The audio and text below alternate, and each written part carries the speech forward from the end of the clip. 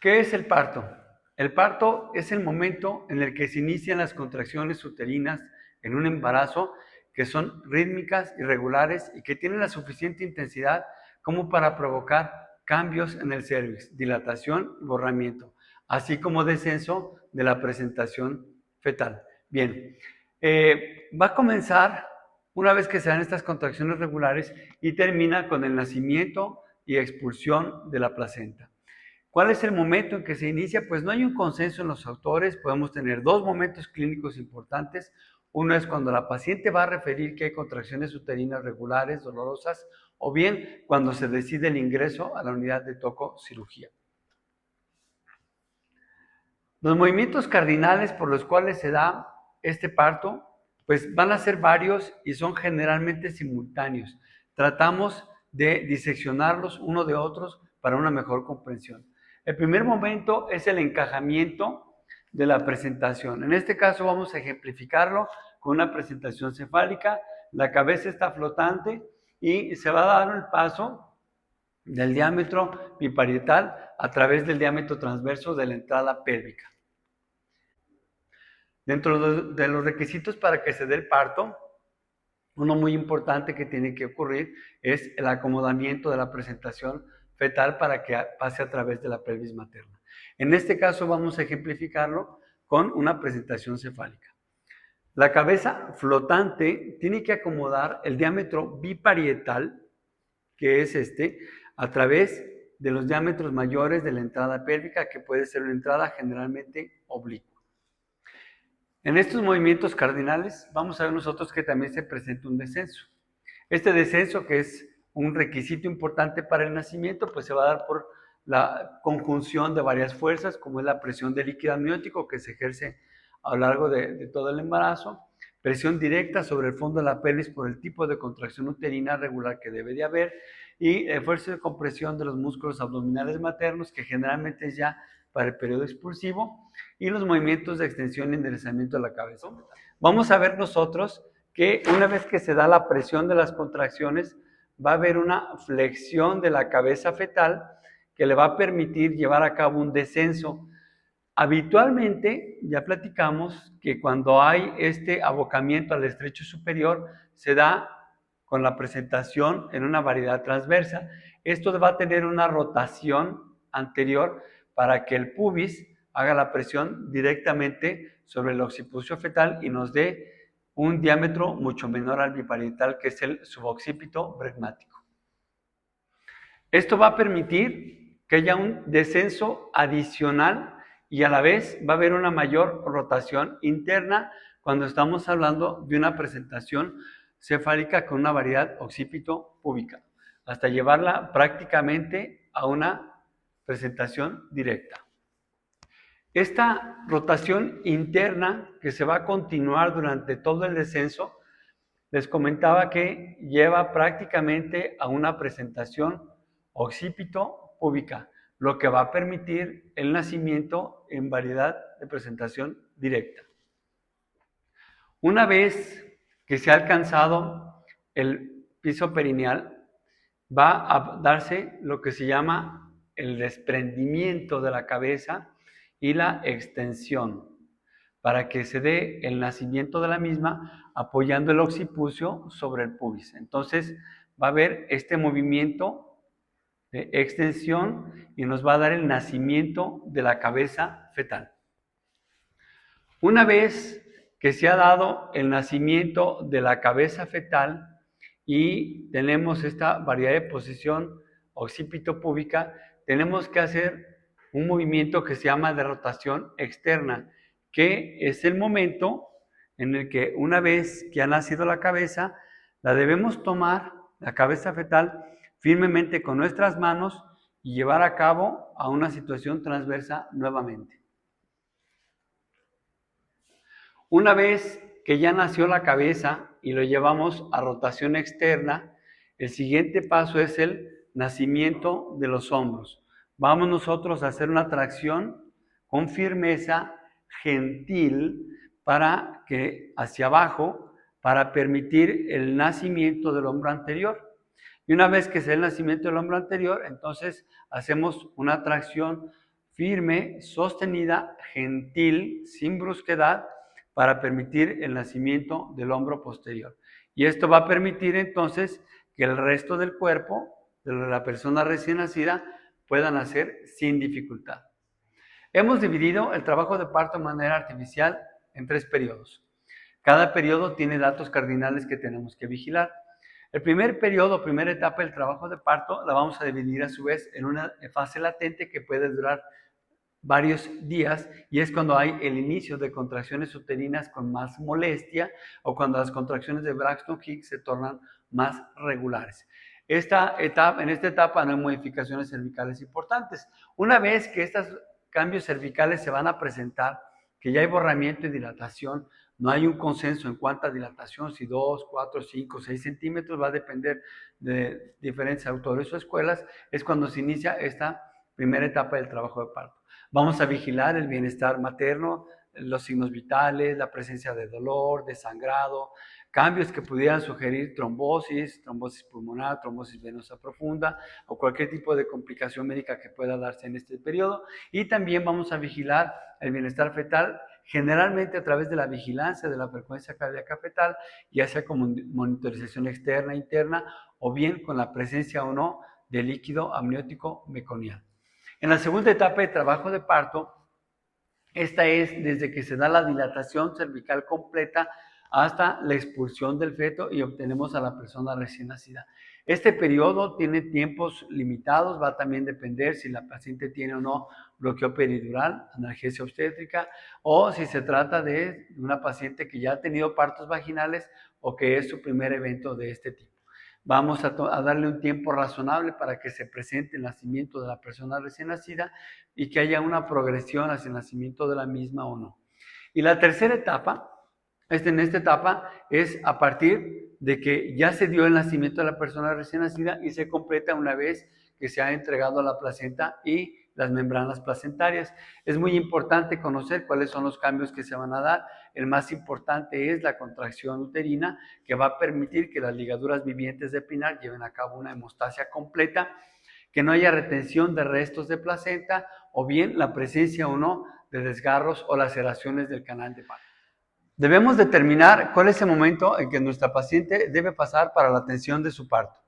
Una vez que nosotros hemos vigilado o conducido su trabajo de parto, debemos de tener criterios clínicos muy claros para este momento. Debe de haber una dilatación cervical completa y la presentación cefálica debe encontrarse encajada o perineando o bien incluso coronando en pacientes primigestas. Debemos de pedir al personal de camillería que haga el traslado de la paciente con el debido cuidado para que no haya riesgos de caídas, que son muy importantes en estos casos, y sobre todo conservar, si la paciente tiene un bloqueo peridural o una canalización, que no se afecte su permeabilidad. Una vez que la paciente se encuentra en la sala de expulsión, debemos de apoyarnos en el equipo de enfermería para que la paciente quede en posición ginecológica, sus piernas sobre los estribos, y debe de quedar los glúteos ya sea a la orilla de la mesa o ligeramente por fuera de la misma. Debemos de revisar que la paciente tenga bien claro dónde va a colocar sus manos, dónde se va a apoyar, dónde va a recibir en un momento dado si lo requiere apoyo anestésico, la máquina de anestesia, el oxígeno, la canalización. Debemos de vigilar que todo nuestro instrumental nos lo estén colocando de la manera adecuada y que la paciente esté consciente de que es el momento de nacimiento de su feto. Una vez cumplidos estos requisitos, pues ya podemos proceder a realizar nuestro lavado quirúrgico. Procedemos a enguantarnos de la manera habitual con la técnica cerrada, puesto que no tenemos personal asistente de enfermería que nos ayude en la mesa quirúrgica. Una vez nosotros ya nos hemos vestido, nos hemos colocado los guantes quirúrgicos, vamos a disponer de nuestra mesa quirúrgica. No en todos lados se dispone de un material, generalmente lo que se cuenta son pinzas de cordón, tijeras de episiotomía, vamos a tener portaagujas, pinzas de disección, gasas estériles, vamos a tener el clamp de cordón, que a lo mejor también lo puede tener pediatría, y normalmente se nos dispone de un contenedor de tipo riñón para hacer el lavado y el aseo quirúrgico de la paciente antes de atender su parto. Vamos a proceder al lavado quirúrgico de la paciente antes de la atención del parto.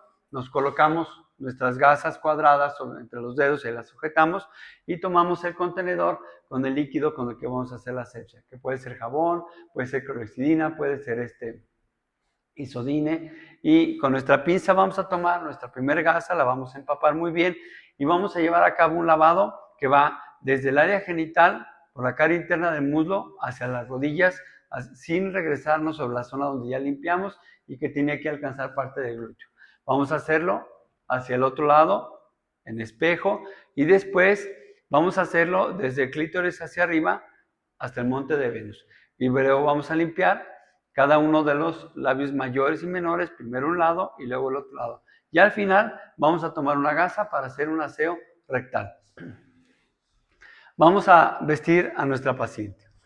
Vamos a tomar las pierneras, tomamos una piernera de un lado, vamos a evitar contaminarnos, vamos a proteger nuestras manos enguantadas cuando estemos colocando las pierneras y los campos quirúrgicos.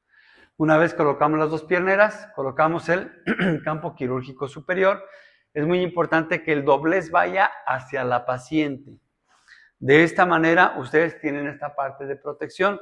Cuando llevan a cabo maniobras como para palpar, si hay contracciones o una vez después de que se ha dado el nacimiento de la persona recién nacida, si la paciente llega a tocar esta zona con sus manos, ustedes todavía tienen protegida de manera estéril para que puedan llevar a cabo maniobras de palpación del abdomen.